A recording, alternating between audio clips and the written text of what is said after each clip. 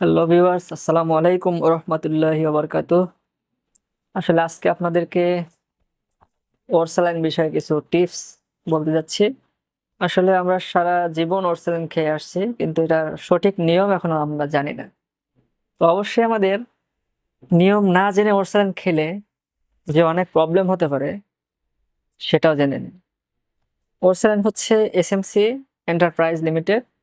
এটা এসএমসি এর শুধু অরিজিনাল হয়, আর বাদবাকিগুলো যারা বানিয়েছে যাবৎ বাজারে পেয়েছি সবই হচ্ছে ডুপ্লিকেট। তো আসলে এটা চেনার উপায় আছে। এখানে অবশ্যই আপনারা এসএমসির ওরসালাইন দেখে কিনবেন। আর অনেক বাজে কোম্পানি আছে যেগুলো এসএমসির নামে এসএমসি বা আর অন্যান্য কাছাকাছি নাম দিয়ে তারা বিক্রি করে। আসলে সেগুলো হচ্ছে মূলত ১ নাম্বার না, সেটা হচ্ছে ২ নাম্বার। তো আপনারা অবশ্যই এসএমসির ওরসালাইনগুলো কেনার আগে এসএমসি দেখে কিনবেন। আর এগুলো অবশ্যই আ ময়মনসিংহ, ভালুকা অথবা আপনার আমার হাতে যেটা আছে এটা মিরপুর, ঢাকা লেখা আছে এটা রেনেটা লিমিটেডের। তারা হয়তো আ বাজারজাতকরণ করছে এটা। তো এটা অবশ্যই আপনারা এসএমসি দেখে কিনবেন। তো আজকে আপনাদের বলবো যে আসলে স্যালাইন খাওয়াটা শুধু উপকারই নয়, অপকারও আছে। শুধু আপনার নিয়মটা ভালো করে আপনাদের জানতে হবে। কখন এটা খাবেন? এর ভিতর কি আছে যেটা আমাদের শরীরের জন্য উপকার অথবা অপকার করতে পারে? তো উপকারের ক্ষেত্রে বলবো, উপকার অবশ্যই আছে যদি আপনার ডায়রিয়া জনিত সমস্যা এবং পানি স্বল্পতা পূরণের জন্য আপনি এটা খান। কারণ হচ্ছে যে এটা পানি শূন্যতা কিভাবে পূরণ করে? আমরা যখন ঘেমে যাই বা কঠোর পরিশ্রমের ফলে শরীর থেকে পানি বের হয়ে যায় অথবা পাতলা পায়খানা বা ডায়রিয়া জনিত কারণে পানি বের হয়ে যায়, সেই সময় আমাদের শরীর থেকে সোডিয়াম এবং ক্লোরাইড শরীর থেকে বের হয়ে যায়। তাছাড়া গ্লুকোজ আরো কিছু পদার্থ আছে যেগুলো বের হয়ে যায়। এগুলো সমতা পূরণ করার জন্যই, শরীরের যে ঘাটতিটা হয় এটা সমতা রাখার জন্যই মূলত আমরা ওরসালাইন এন খাই। তো এই ওরসালাইন এন হচ্ছে আমাদের শরীরে শুধু পানি স্বল্পতা পূরণ করে, তাছাড়া আরো আমাদের শরীরের যে ঘাটতিগুলো হয় যেমন সোডিয়াম, তারপরে ক্লোরাইড, ক্লোরিন, তারপরে আরো আছে হচ্ছে আপনার ট্রাইসোডিয়াম সাইট্রেট, তাছাড়া আছে অ্যানহাইড্রাস গ্লুকোজ। এগুলো সবকিছুই, আবার পটাশিয়াম যেগুলো ডাবের পানিতে থাকে। তো আমরা ন্যাচারালি ডাবের পানিতেও এগুলো পেতে পারি কম বেশি করে, কিন্তু ওরসালাইন হচ্ছে এটা হচ্ছে আমাদের মেডিসিন হিসেবে মানে প্রক্রিয়াজাতকরণ করা হয়, আর ওটা তো প্রাকৃতিক। তো যেহেতু আমরা ওরসালাইনের কথা বলছি সেহেতু আমরা ওরসালাইন নিয়মগুলো আসলে ভালোভাবে জেনে নেব। ওরসালাইন এখানে আপনারা যদি দেখেন পাশে লেখাই আছে যে ডায়রিয়া জনিত কারণে, বা পাতলা পায়খানা জনিত কারণে এবং পানির স্বল্পতা পূরণ করে এটা।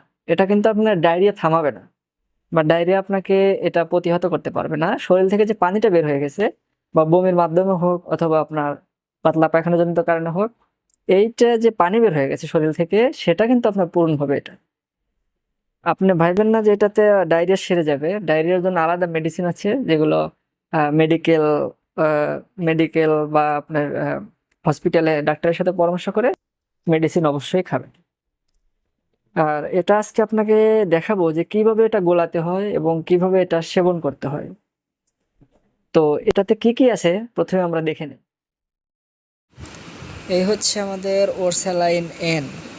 আমরা ওরসালাইন এন প্রথমে আমরা দেখব এটা এসএমসির কিনা, এসএমসি এন্টারপ্রাইজ লিমিটেড। এখানে আমরা বাংলায় লেখা দেখতে পারবো যে SMC enterprise limited, life is better, life better. তো এটা মূলত রেনেটা লিমিটেড নিচে লেখা আছে। তো এটা রেনেটা হয়তো এটা প্রক্রিয়াজাতকরণ করেছেন মিরপুর, ঢাকা কর্তৃক প্রস্তুতের জন্য।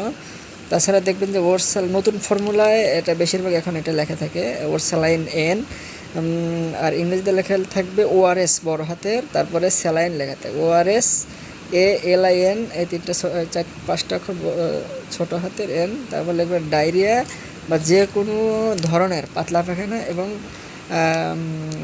পাতলা পায়খানার জন্য পানি শূন্যতা পূরণের জন্য এটা ব্যবহার করা হয়। এটা 500 মিলিগ্রাম অথবা 2 পা পানিতে মিশ্রণ করতে হবে। মিশ্রণ যদি ভুল হয় তো সেক্ষেত্রে আপনার অবশ্যই অনেক সমস্যা হতে পারে। এটা 30 ডিগ্রি সেলসিয়াস তাপমাত্রায় আর্দ্র এবং আলো থেকে দূরে রাখতে হবে। হ্যাঁ, এটার উপাদান কী কী আমরা দেখি। সোডিয়াম আছে হচ্ছে 1.30 গ্রাম, এগুলো সবই গ্রামের হিসাবে আছে।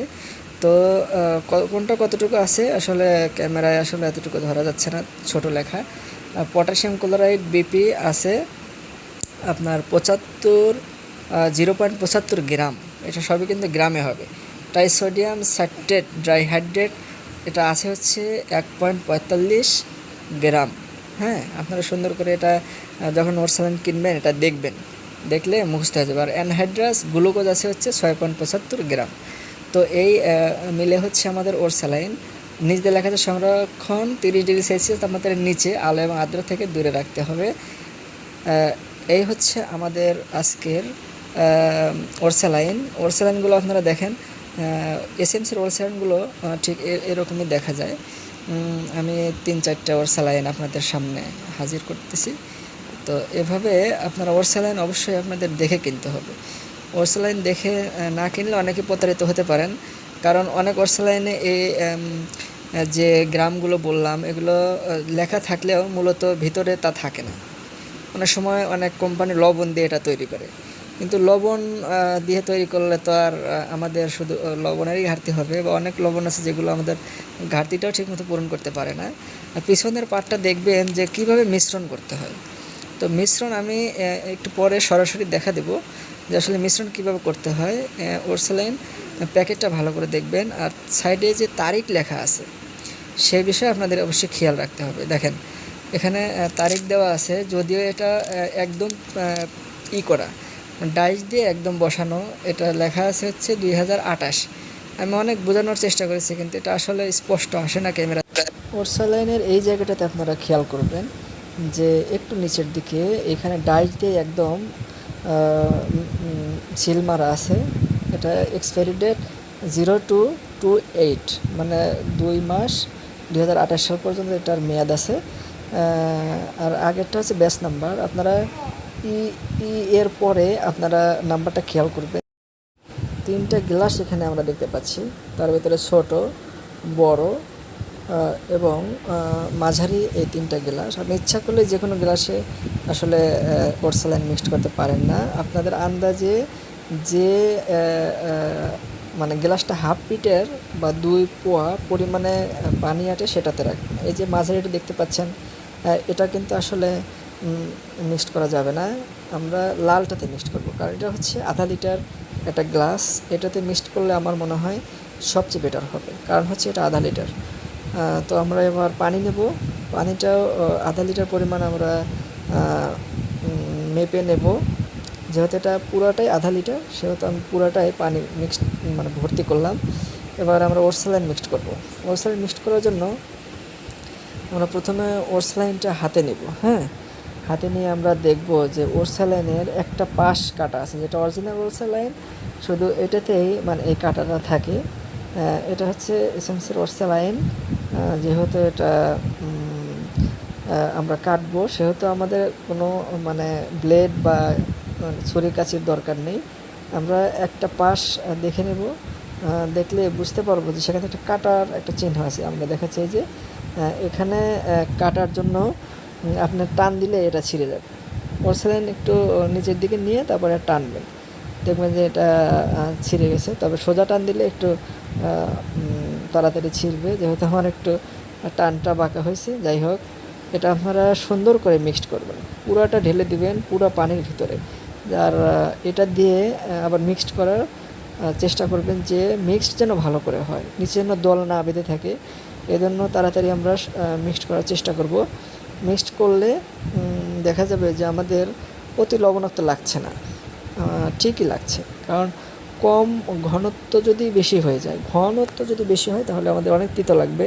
অনেকে খেতে চায় না, যে তিতা ওরসালাইন আমরা খেতে পারি না, ওরসালাইন খাবো না। কিন্তু আসলে যখন এটা সুন্দর করে মিক্সড করবেন, এটা টেস্টি এবং টেস্টটা আসলে অনেকটা হালকা লবণাক্ত লাগে, তবে অতটাও না। তো এভাবে আমরা মিক্সড করব। আশা করি আপনারা বুঝতে পেরেছেন। আসলে মিক্সড করাটাই হচ্ছে আসল। মিক্সড যদি ভালো করে না হয় তাহলে আমাদের শরীরে অনেক ক্ষতি করতে পারে। সো গাইস, এবার আমরা জানবো এটা কিভাবে উপকার এবং অপকার আমাদের করে। তো আমাদের শরীরে প্রয়োজনের মাত্রা অতিরিক্ত যদি কোনো পদার্থ নেই বা খাই, সেটা পানি হোক না কেন, সেটা আমাদের জন্য অবশ্যই ক্ষতিকর। কারণ হচ্ছে আপনার বডিতে একটা জিনিস আছে, আপনি প্রয়োজনের অতিরিক্ত আরো কিছু নিলেন, এটা অবশ্যই আপনার জন্য ক্ষতিকর। তো ওরসালাইনের ক্ষেত্রে অবশ্যই এরকম কিছু ক্ষতিকর আছে। যেমন আপনার সোডিয়াম এবং ক্লোরাইড কোনোটাই মানে স্বল্পতা হয়নি বা কমে যায়নি। আপনি ইচ্ছা করেই কোনো প্রয়োজন ছাড়াই ওরসালাইন খাইলেন, তো এটা খেলে কি হবে? এটা খেলে আপনার যে সোডিয়াম এবং ক্লোরাইড, তাছাড়া আছে পটাশিয়াম, তাছাড়া আছে হচ্ছে আপনার গ্লুকোজ,